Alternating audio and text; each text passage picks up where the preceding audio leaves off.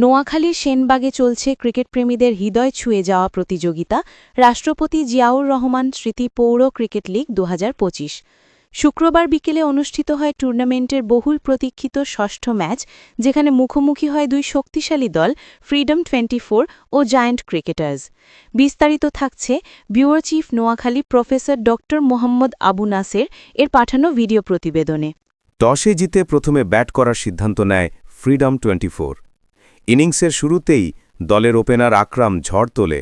মাত্র ১ ওভারে ২৭ রান তুলে দলকে উড়ন্ত সূচনা দেন তিনি। তবে দ্বিতীয় ওভারের শুরুতেই প্রথম উইকেট হারিয়ে চাপে পড়ে ফ্রিডম ২৪।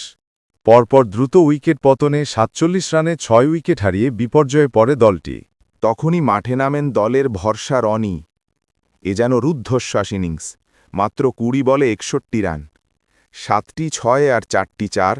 প্রতিটি শটে ঝলসে ওঠে তার আত্মবিশ্বাস ও শক্তি। তার ব্যাটিংয়ে উজ্জীবিত হয় পুরো দল।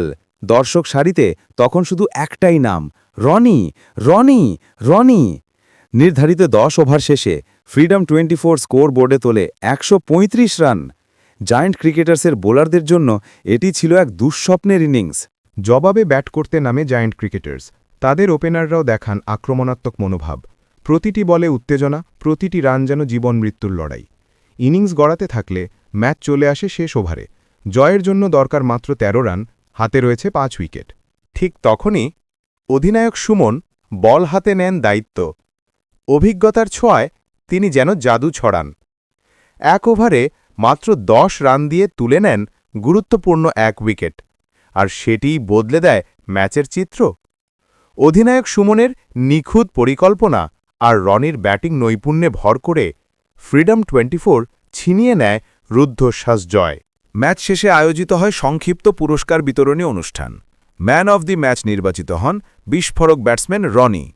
পুরস্কার তুলে দেন সেনবাগ উপজেলা প্রেস ক্লাবের সভাপতি ও দৈনিক আজকের বসুন্ধরার স্টাফ রিপোর্টার প্রফেসর ড মোহাম্মদ আবু নাসের।